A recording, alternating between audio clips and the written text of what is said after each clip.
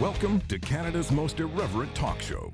This is the Andrew Lawton Show, brought to you by True North. Coming up, conservative silence on what should be the hill to die on, free speech, and why celebrating Canada Day is now a subversive act. The Andrew Lawton Show starts right now. Welcome to Canada's most irreverent talk show. This is the Andrew Lawton Show on Tuesday, June 29th, 2021. It is my great pleasure to have you aboard. Listen, we are going to be talking about, as I promised last week, C-36 a great deal. This is probably one of the worst, I would actually say it is the worst bill that the Justin Trudeau government has put forward because it goes after what I believe wholeheartedly is the mother of all freedoms, freedom of speech. This is the online hate bill that would restore Section 13 of the Canadian Human Rights Act that would essentially outlaw communicating what the government says is hate speech online if that goes against one of the designated protected groups under the Canadian Human Rights Act. And it also has criminal provisions as well, like the imposition of a peace bond on people who are likely to commit an offense in the eyes of a provincial court judge. I'm going to talk about that later on in the show, but I want to talk about the political stakes of this right now, because it has been 6 days, and believe me when I say I've been counting, since the Liberal government tabled this. It was on the final day of the parliamentary session, which, as I said last week, is evidence of something very concerning, which is that the Liberals, if all of the election rumors that an election is coming this summer are true, believe they can win an election on this. Because by tabling a bill when Parliament's rising, you don't even have time to do second reading, committee, third reading to send it to the Senate. You're really just doing it because you want to have it on the record.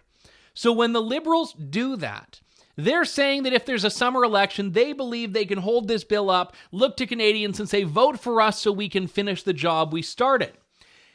As opposed to burying it at the beginning so everyone's forgotten about it, the Liberals think that banning online speech is a winnable proposition. And if the last 6 days is any indication, they may be right. The Conservative Party of Canada has been effectively silent since this bill was put forward. I say effectively because there was one statement from one member of Parliament. Conservative leader Erin O'Toole has said in the time since this was tabled, not a single word in public, so far as I can tell, about C-36. I pointed this out in a column when it was 5 days past, and I said, listen, 5 days since this was tabled, Erin O'Toole has said nothing. What's the issue? And the point that I raised is that this is the hill to die on. A Conservative Party that does not stand up for free speech is not a particularly conservative party. It's one thing to say, yeah, we want to lower your taxes a bit, but if you're not standing up for free speech, if you're not there on the issues that matter, who really cares? So Erin O'Toole and his caucus will probably vote against this if and when it comes to it. The issue is that they should be shouting from the rooftops that this bill is bad because it is a bill that supports censorship. Especially after the last couple of months has seen the Liberals try to impose Bill C-10, which does sweeping regulations to bring the internet and internet content providers under the purview of government regulation. And the Conservatives have been very solid on C-10. They've been talking about how C-10 will allow the government to control the internet and censor content. So you may wonder, why is it they are not prepared to do the same for C-36? There are a few theories that I have. One is confusion. They know that most Canadians don't know the difference between a C-10 and a C-36 and a Section 13, so they don't want to start muddling it by talking about another bill. That's one possibility. The other possibility is that the Conservatives are scared. And I suspect this is the case, and let me tell you why. It is safe to stand up and attack C-10. It's very safe. C-10 doesn't deal with anything polarizing. It is a bill that talks about the Canadian Radio Television Telecommunications Commission. It is a bill that is as dry as it gets with significant implications. But the subject matter of the bill is completely banal.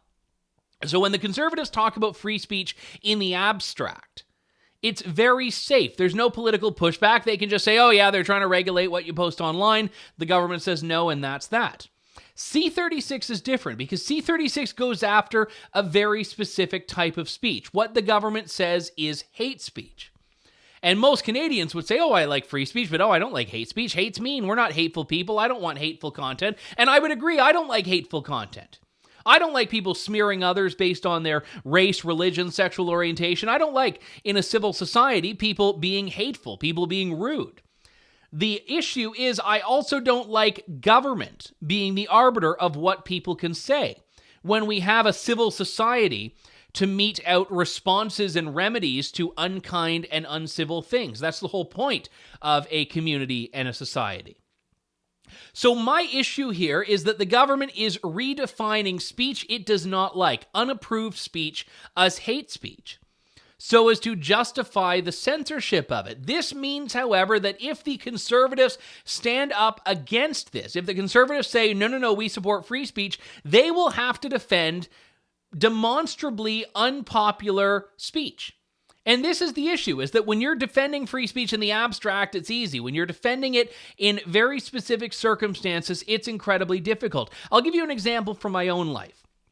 I was talking a few years ago on my former radio show about Holocaust denial, which is probably one of the easiest examples to use when you're talking about free speech. And I said Holocaust denial is egregious. I have talked to survivors of the Holocaust. I have been to the Holocaust Museum. I am very much pro-commemoration and remembrance of the Holocaust. I do not believe Holocaust denial should be censored.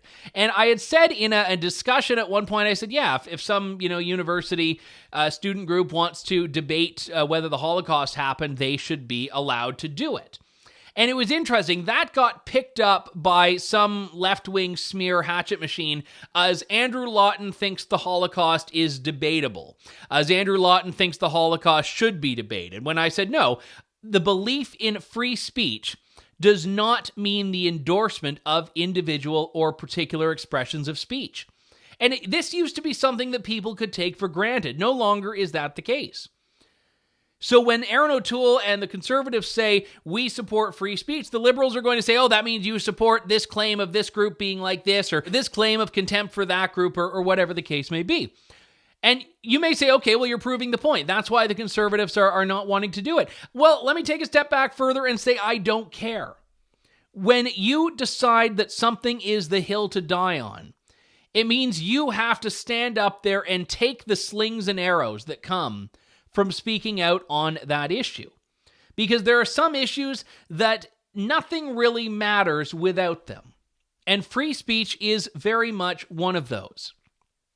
So the Conservatives need to be shouting from the rooftops that C-36 is bad, especially Conservative members of Parliament who were there from 2011 to 2015, those 4 years of Stephen Harper's majority, in which Section 13 of the Canadian Human Rights Act was repealed, thanks to a private member's bill by Brian Storseth. Any MP who was there in 2012 when that was passed, the repeal went into force in 2013, anyone who was there should be loudly speaking up against it. So why has there been no response? I want to read, if I can here, a statement that was sent out by the justice critic for the Conservatives, Rob Moore. And when I say statement, this was not proactively sent out. This was not issued in the same way that the Conservatives put out statements on things they want to draw attention to, like the WE scandal or vaccine procurement. No, this was something that a media outlet asked for, and they provided. Rob Moore said this, once again, we see all Canadians can expect from the Trudeau Liberals are photo ops and announcements. The fact this bill was brought forward in the last minutes before Parliament ends for the summer shows this Liberal government is only interested in political posturing ahead of the next election, not rooting out hate speech. Conservatives condemn all hate speech and speech that incites violence, but this bill will not target hate speech, just ensure bureaucrats in Ottawa are bogged down with frivolous complaints about tweets. The minister responsible for the first censorship bill and the Trudeau Liberals are empowering a bureaucracy to subjectively restrict the rights of Canadians. Well, he has a couple of things there. He implies that it's a censorship bill. He doesn't talk at all about free speech in this statement, not a single reference to free speech. And a couple of the issues that he brings up are a bit weird. You're concerned about the bureaucrats' workload, about bureaucrats being bogged down with tweets. In fact, I think if bureaucrats are being bogged down with some things and they're not doing other things, that seems like it might be a win-win. It also talks about political posturing posturing and that it might not go far enough, that it's not actually going to go after hate speech. So the issue is completely missed here. This is not a bad bill because it's ineffective. It's not a bad bill because it's going to be taxing on bureaucrats. It's a bad bill because the design of it and the function of it will be of censorship. That is the focus, the goal, and the effect of the bill. In constitutional law, they call it the pith and substance. The pith and substance of this bill is a bill that limits free speech beyond the existing criminal threshold of speech. And I've seen a few people defend this by saying that, well, you know what, currently the government doesn't have the means to tackle online speech. Bruce Party says it best. Anything that is illegal offline is illegal online. So you don't need a new law if it's an enforcement issue. You need a new mechanism of enforcement. That's not what they're going after here. They are going after very directly a limiting of the bounds of discourse. You do not need speech protections for speech that everyone agrees with. You need speech protections for speech that you revile. So if you read through C-36, you can see that the government is trying to legislate an emotion. And yes, they are trying to legislate against thought crimes, both through the Canadian Human Rights Commission and also through the Criminal Code, as we'll talk about in a few moments' time with Ezra Levant, who knows full well the power of human rights commissions and this human rights regime that is underscoring the so-called prosecutions of hate speech. So we have a government that wants to prosecute Canadians for thought crimes. We have a process that will very much be weaponized by critics. I have no doubt that there will be groups and activists that just nonstop file complaints against people they don't like, against bloggers, podcasters, against Twitter accounts. They will just do this nonstop because this was already happening to some extent when Section 13 was around for the first time. So all of this is to say that this needs to be the bill that every politician stands up and speaks out on. The fact that none are in a substantive way is very concerning for Canada and very concerning for any Canadians who value free speech, a group that I fear is dwindling in number. And I did mention this when I talked about this on Thursday's show last week, that some people might not have been around or aware of the fight that was taking place on this about a decade ago. And it was actually more than that. It was beyond that when this really started. You had this whole regime. And by the way, it wasn't just the Canadian Human Rights Commission. It was other provinces' commissions as well that were having this moment in the early 2000s. And they eventually poked the wrong bears by going after people like Mark Stein and Ezra Levant and a lot of others. And I want to just show you what happens in these sorts of prosecutions. Before I introduce my next guest, I want you to take a look at this video clip from one of these very star chambers. And I always, in an investigation interview, I always ask people, even though they've been as thorough as you have, in summary fashion, what was your intent and purpose of your article with the cartoon illustrations published on February 27, 2006? Why is that a relevant question? Under section 3(1)(a), it talks about intention, purpose. We like to get some background as well. Is it you'd like to get some background, or does this determine anything? If we published what we published, the words in the picture speak for themselves. Are you saying that one answer is wrong and one answer is right? Will a certain answer contrary to law? No. So if I were to say, hypothetically, that the purpose was to instill hatred, incite hatred, and cause offense, are you saying that's an acceptable answer? I have to look at it in the context of all the information and determine if it was indeed. I think you're playing silly bugger here. I think you know that the answer here, that answer would be illegal. Anything is possible, I guess, but again, I look at it, this kind of Section 3 case takes a lot of analysis, so there's a lot of things I have to look at. That piece of information is just one. My answer to your question is as follows. We published those cartoons for the intention and purpose of exercising our inalienable rights as free-born Albertans to publish whatever the hell we want, no matter what the hell you think. That was, of course, our friend Ezra Levant being grilled by an investigator with the Alberta Human Rights Commission, Charlene McGovern, as to what his intent was in choosing to publish, at the time in the Western Standard, the infamous Danish Muhammad cartoons, because this is exactly what human rights regulations and regimes do when they start tackling free speech, delving into your thinking behind doing certain things, which all should be protected under free speech. Fast forward to 13 years, we have Ezra Levant, rebel commander himself and great friend of this show, with us. Ezra, good to talk to you. Thanks for coming on today. Well, it's my pleasure. I'm afraid the law under which I was prosecuted over a dozen years ago, it's coming back through the liberal Bill C-36, and actually it's coming back sort of weaponized. You know those killer bees, and then there's Africanized killer bees that are even tougher, apparently. This isn't just like Section 13 I was grilled under. This is like a killer bee version of that is much worse, and I'm happy to tell you why. Yeah, and I want to talk first off because a lot of people have looked at this and said, okay, well, you know, Mark Steyn and Maclean's were prosecuted under the BC Human Rights Tribunal. You were taken to task by Alberta, and this is, of course, the Canadian Human Rights Commission that will have these new powers. But my position on this has always been that, first off, the provinces tend to follow the lead of the federal government, but also they're all part of this one major regime, which is a regime that decides the speech that is uttered by individual people, by media platforms, now by bloggers and people on social media. It's all part of the same overarching discourse. Yeah. Well, I'm afraid that the pendulum is swinging against free speech. I think the pendulum swung towards free speech because of the overreach by the Alberta Human Rights Commission in the video you showed there, and their attack on Mark Steyn. But that was that was about a decade ago. And since that time, cancel culture, woke racial identity politics have become mainstream. They've leaped out of the fringes of academia into the courts and certainly into politics. And so it's coming back, and it will be used vigorously. And they've added some accelerant to it. Let me give you two examples.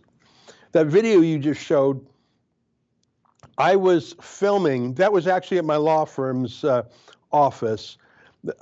We had the right to film that interrogation, to talk about the accuser against me, who was a radical imam born in Pakistan, came to Canada, didn't accept our ideas of the separation of mosque and state, etc.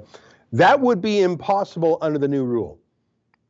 Because under Bill C-36, the Human Rights Commission has the right to ban anyone from knowing who the accuser is, who the complainant is. So not only would I not be able to know, but no one else in the media, in the public would be able to know.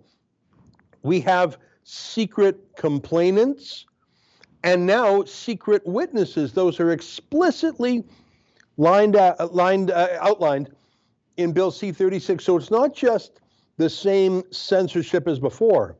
It's the same censorship, but they want to ensure that no one will ever be able to fight back. You'll never know who's coming for you, whether it's, a disgruntled ex-employee, a disgruntled ex-wife or ex-husband or ex-boyfriend or ex-girlfriend, a rival, or I think the most likely scenario in Canada, one of the Liberal government's paid aggressor groups like the laughably named Canadian Anti-Hate Network. They just got a $250,000 grant from Stephen Guilbeault to go out and hunt and complain against conservative opponents of Justin Trudeau. They literally got a $250,000 budget to hunt down Trudeau's enemies online and complain against them. Well, who do you think is going to be the number one customer of this hate speech provision? But we'll never know. This is tremendously important, though, because this body, the Canadian Human Rights Commission, is not like a crown attorney. It's not supposed to have an independent prosecution arm. But when Section 13 was around the first time, almost all of the complaints were filed by one single person. And we just know that there will be activists whose full-time job is finding this Twitter account they don't like, this episode of your show, of my show, and just filing in a systematic way these complaints. Well, yeah, and I forgot to mention, not only can the complainant be a group or a corporation that's kept secret, and not only can they give evidence in secret, and by the way, we don't do that for any other kind of law.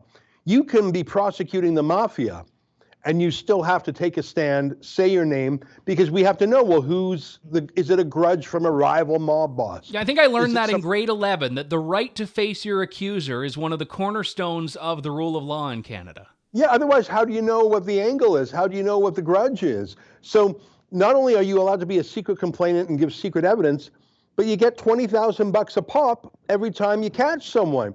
And under C-36, not only do you get up to 20 grand, but the person who made the offensive Facebook post has to also pay the government 50 grand. So I missed this. You're saying you can actually claim a bounty if you haul someone before the commission and win? Yeah, it's right there in the legislation, up to $20,000 per case. So that's a really profitable business, and I think that's tax-free. You go to the Human Rights Commission in secret. You don't have to hire a lawyer. They do it for you. The bad guy is put on trial. You can give secret evidence. Obviously, you're not going to be cross-examined on it in any meaningful way if you're secret. And if you win, you get $20,000. Well, why wouldn't people make a living out of this? This is creating a whole new industry. But I have to tell you, Andrew, what we've been talking about isn't even the worst part of the bill. It's terrible, but it is nowhere near the worst part of the bill. This bill, C-36, does bring back the censorship provision. It does reintroduce the counterfeit right not to be offended. It has all of that in there. The pre-crime, like you publish something likely to cause hurt feelings. All that's back, and the new secrecy provisions in there, and the $20,000 bounty, it's in there. Check for yourself, it's all in the bill. That's not the worst part, Andrew. The worst part is they also, in the same bill, make changes to the criminal code, changes I have never seen or heard of anywhere in the free world, and I can explain them to you in 2 minutes. The criminal code, so I'm not talking about some kangaroo court, Human Rights Commission. The criminal code is being amended in this same bill to allow anyone in Canada to go to a provincial court and apply for what they call a recognizance. It's like bail. Apply to get their enemy, their political rival, to have a bunch of conditions put on their life. It's like a restraining order, but it only applies for bias crimes and hate crimes. You can't get this restraining order if someone is a robber or a murderer or a rapist or any of those things. It's a special criminal code provision only for bias crimes, but get this, you can get it for someone who hasn't done anything yet. This is the Minority Report peace bond for a crime that someone may commit in the future. In fact, the title of this is Fear of a Hate Crime. So you go to court and say, Your Honor, he hasn't done anything.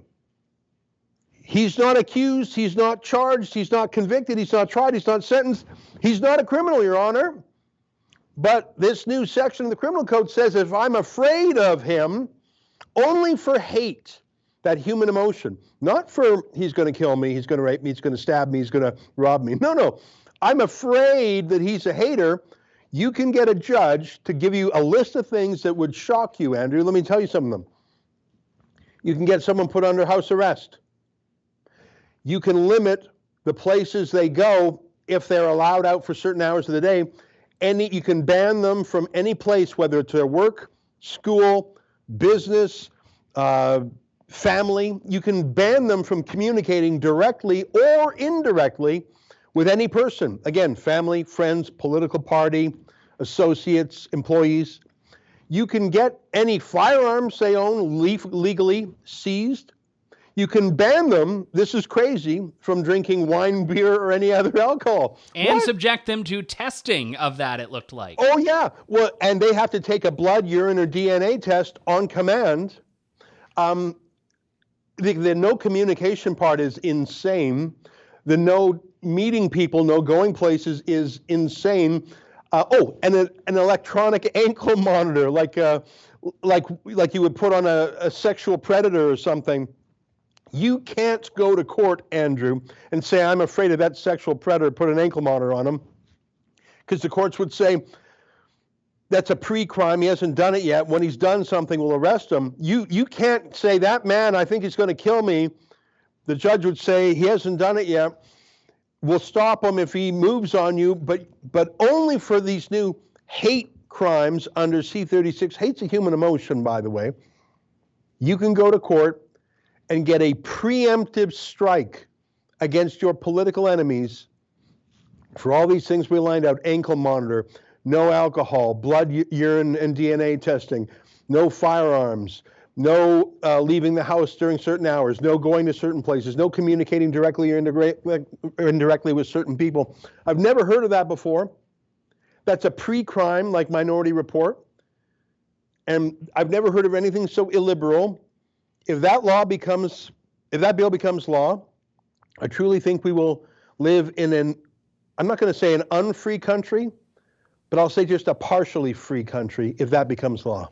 And just while we're talking about the peace bond here, I want to read, if I can. This is under the bill, section 810.012, subsection 5. If you refuse to enter into this recognizance, you can be put in jail by the provincial judge for 12 months. Yeah. So if the judge says, yes, we think that person X is right to fear you may commit one of these new hate offenses, and you say, I'm not playing ball, you can be put in jail for that alone for 12 months. And you are right. I mean, I talked to Christine Van Geyn of the Canadian Constitution Foundation about this last week, and she said peace bonds are already subjected to a lot of criticism from civil libertarians because of the nature of them going for future crimes that you've not been charged or convicted of, and to apply that to something that involves a level of thinking, a thought crime, is absolutely egregious. Yeah, I mean, I remember when I was an articling student way back in the day, one of the very first things I did was to serve a restraining order on a bad guy to keep away from his ex. And I remember drafting that, and it was a very powerful legal tool, and I served him on him. He was actually in jail. I went into the maximum security jail to serve him with this restraining order, which just sounds weird, but he was going to get out, and his ex was afraid. Even in that restraining order against a convicted criminal, he still had rights. At the bottom of the restraining order, it basically said, if you disagree with this, come back to court and say why, and it might be modified. But the bar was high to get that. And to have a political restraining order, if you are afraid someone has the human emotion of hate, not that they're going to hurt you. Let me just be crystal clear. Another thing Bill C-36 does is it defines hate as an emotion, which is true. So you're criminalizing an emotion and criminalizing it because if someone's afraid you're going to have an emotion and commit an emotion crime, they can go to a court. Now, I should note that the Attorney General has to sign off on that, but these days, what Attorney General wouldn't? So... Well, yeah, and by the way, just on an aside, we know what happens when attorneys general defy the political will of the governments they serve. Just ask Jody Wilson-Raybould. So there is no protection about this process not becoming politicized on both the Human Rights Act complaints and also this peace bond power. Yeah, and it's terrifying. And I have to tell you, I was thinking about myself when I read this, and I, not out of vanity, I just thought, who do they have in mind? Who in this country would they try and shut down, say you can't talk to your employees, you can't talk to the public, you can't go places, I think that they have clearly in mind, I mean, they've come for me before, you just showed a clip of it. Of course they're going to talk about Rebel News. I think they might come for TNC.news also. I think they might even go for Maxime Bernier. They've already arrested him for going to a peaceful political protest in Manitoba. I think this is absolutely 100% about shrinking the bandwidth of political dissent in this country. It's got nothing to do with real crime. Let me give you this example, Andrew. In the last week, 5 Catholic churches have been burnt by arson. That's a real crime, destruction of property, destruction of the religious center of so many of these communities.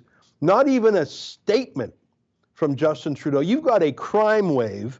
You might even call it a terrorist crime wave. It's certainly a hate crime wave. Real life, not a peep from Trudeau. And frankly, Erin O'Toole has been pretty quiet too.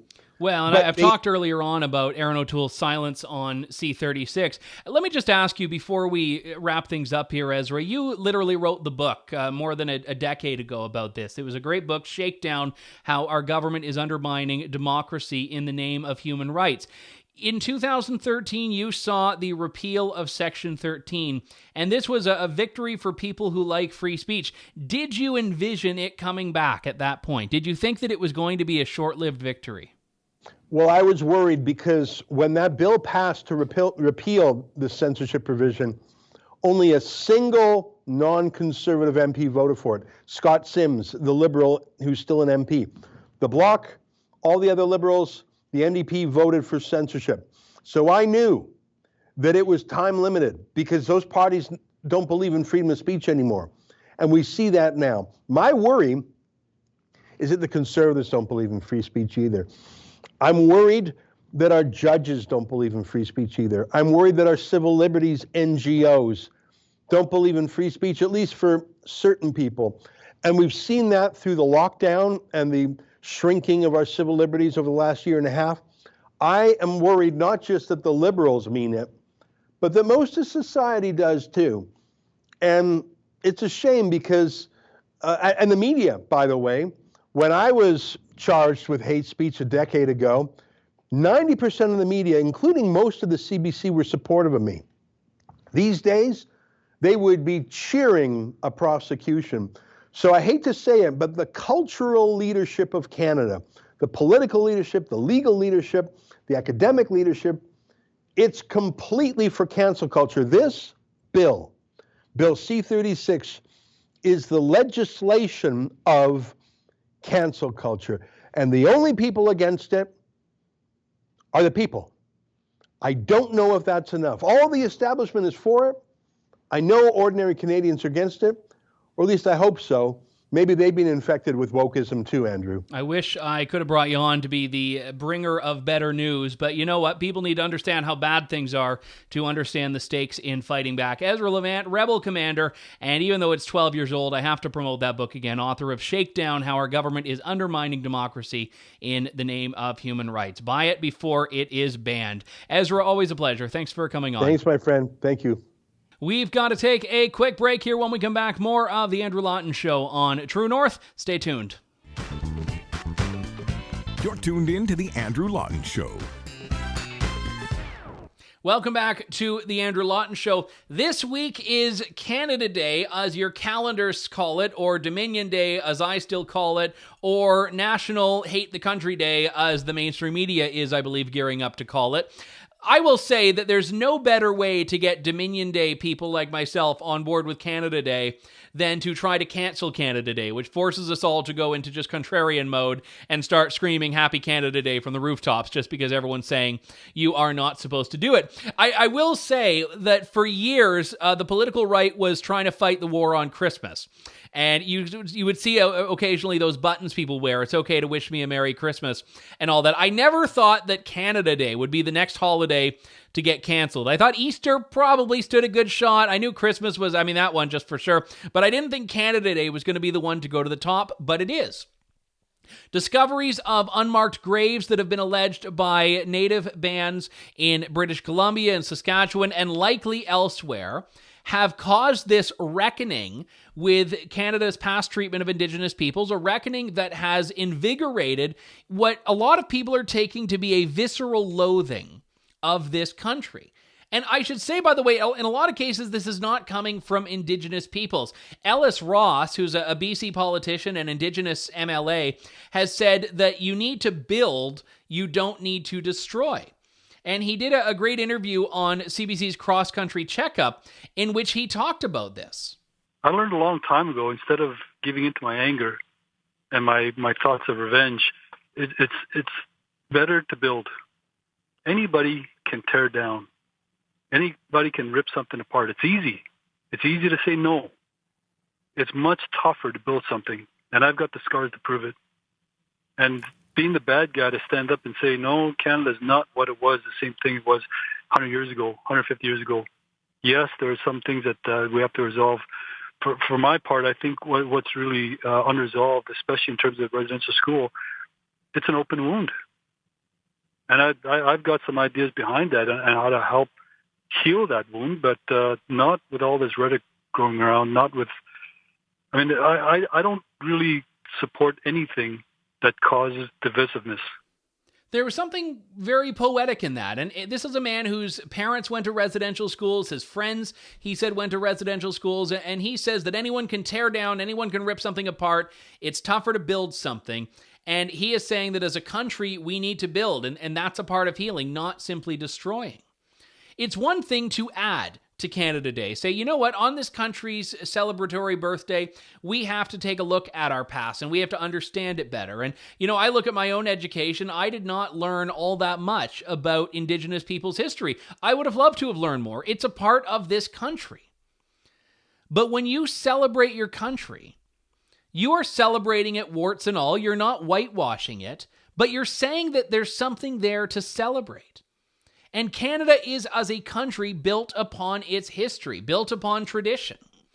We cannot destroy that without trying to destroy the very foundation and the very underpinning of this country, which is what a lot of the activists want. And remember, it wasn't that long ago that when you were to stand up for a statue, whether it's Sir John A. Macdonald, Sir Wilfrid Laurier, Egerton Ryerson, they would say, and you would say, well, you're trying to erase history. The activists would say, oh no, you're just taking down a statue. You're not taking away history. It's not going to go beyond that. And everyone said, it was not a brilliant observation, but everyone said, well, they're not going to stop at statues. And this is exactly where we are. They aren't just stopping at statues. Now they're going on to Canada Day itself. And there are two questions that come to mind of that. Number one, look around the world. What country do you like? Name a country that you think is worth celebrating.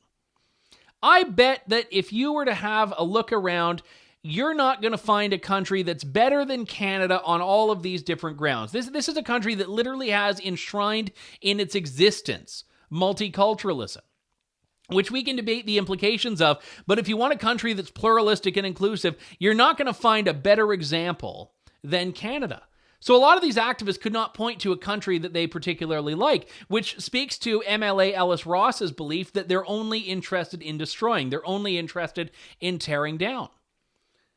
And yes, there are Indigenous communities around the world that are behind this, but by and large, it seems to be non-Indigenous activist leftist voices that are pushing this anti-Canada narrative, that are pushing this loathing, this visceral loathing, as I called it, of Canada. Not exclusively, and I actually want to talk about this piece in Chatelaine, which I admit is not on my regular reading list, but there was a Chatelaine article that crossed my my desk that not a physical copy, it was online, that I wanted to read from, because there was something about this that I actually found very... I'm not a particularly angry person, but very frustrating. The article is called, "As a Muslim, I Face Islamophobia. As an Immigrant, I've Failed Indigenous People." It's written in Chatelaine by journalist Fatima Syed. She is an immigrant to Canada from Pakistan, and she writes of this experience of coming here. She says, "When my family moved to Canada from Pakistan, we weren't told that this was a land built on genocide and erasure. No one would want to move to such a country. Instead, we believed that Canada was an economic opportunity. We believed it was the greatest multicultural country in the world. We believed it was a safe country.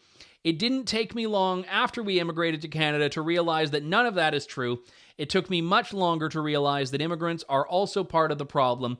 We are guilty of Indigenous displacement. I think many of us are just starting to realize it, and very slowly." No one would want to move to such a country, a land built on genocide and erasure. So this speaks, I think, to the point I just made. No one would move to Pakistan and then start saying, I don't like the way Imran Khan is doing things here. No, they don't respect religious freedom. You'd find yourself very quickly thrust out of Pakistan or worse if you were to do that. Now, I'm not a relativist. I believe that things have a value in and of themselves. So Canada being better than other places does not mean that Canada is necessarily great on its own. However, Canada is a great country. And Canada does have all of these tremendously positive things to celebrate, which makes me wonder why someone who has received an opportunity in Canada that they and their family did not think they were getting in their home country thinks it's appropriate to crap all over that very country that's given them that. And I've got very little tolerance for Canada hating from people that chose Canada for a reason. And in a certain way, if you were born in Canada, you've lived your whole life here, this is just where you are. Okay, the idea of just fleeing somewhere else when you don't necessarily have a place to go if you don't like your country is a little bit difficult. But anyone who chose to live here, what is it about Canada that keeps you here then? And I don't think that Fatima Syed's position is representative of the immigrant experience from my experiences anyway. Sorry to use the word experience now thrice in a sentence. Rupa Subramanya in the National Post had a great piece about this. She said, to those who choose to come here, canceling Canada Day seems utterly bizarre. She says the idea of Canada is worth celebrating. She points to the polling that says most Canadians agree and says it's a small number of far-left activists who are calling for cancellation of a nation they don't really believe in. And she nails it here. She absolutely nails it. She says they believe that Canada as a nation state is fundamentally evil, a white colonial settler society that is illegitimate and immoral. Their extreme views must not be allowed to shape a legitimate national debate on how Canada can better itself.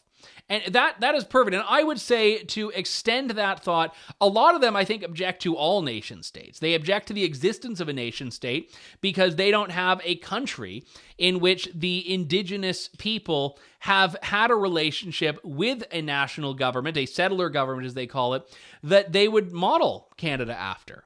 All of them have dealt with this. Australia, New Zealand, United States. And it's not to say there have not been positive inroads made. But this is a dynamic that no one can point to a country that seems to have nailed it. And that's very important. So do we dwell in the past, or do we accept the past, acknowledge the past, learn from the past, and move forward? A process which is part of why you celebrate a country that is capable of that introspection. And that's what Canada is. So no, celebrating Canada is not this chest-thumping, jingoistic exercise that's devoid of understanding history. Quite the contrary, it's accepting the role that history has played in bringing us to where we are and striving to continue to make the country better and better. That is the idea of Canada. When you're celebrating Canada Day, you are not celebrating every single decision that Canada has made. You are celebrating a longer narrative that is still on its way forward. And a lot of these people, I think, would want a regime change. When they want to topple the statues of John A. Macdonald, they want to do what they want to do what Iraqi rebels did in 2003 with the statue of Saddam Hussein. Not just to take down the statue, but to just topple the regime and replace it with a new one. Except they don't have anything new. They're not in the building game. As Ellis Ross said, they do not know what it is they want to create. They only know what it is they despise. And celebrating Canada Day, I didn't think would be a subversive act, but here we are in 2021, and it is. And I know I criticized Conservative leader Erin O'Toole earlier for not taking a stand on C-36. I will say the Conservatives have been very good on Canada Day. A low-hanging fruit. Again, I didn't think that would have to be political boldness to stand up for Canada Day, but here we are. And just this morning, Erin O'Toole had a very thoughtful answer on this. When you cancel an event that celebrates our country, you lose the opportunity to not only celebrate the great aspects of our country and the opportunity to challenge the citizens of your community, of your province, or the country in general to do better in the future. I think, as I said last week, our country is not perfect, but I'm inspired by our commitment to do better, our commitment to reconciliation. In one of my communities on Canada Day, we had a First Nations chief who would speak about reconciliation. If events don't take place, you can't celebrate and you cannot rededicate your efforts for this country. It's time to build our country up, to address reconciliation, to address inequalities, not by canceling celebrations or tearing Canada down, but recommitting to the principles at the core of this country. So despite whatever frustrations I have with various governmental policies like, Bill C-36 or C-10, as a country, we are bigger than the government of the day. As a country, we are bigger than our history, but we build on our history, and I will never be ashamed of being proud. And no one else should be either. We've got to end things here. My thanks to you all for tuning in to the Andrew Lawton Show today. If I don't see you before then, happy Dominion Day. God bless you all. Thanks for listening to The Andrew Lawton Show. Support the program by donating to True North at www.tnc.news.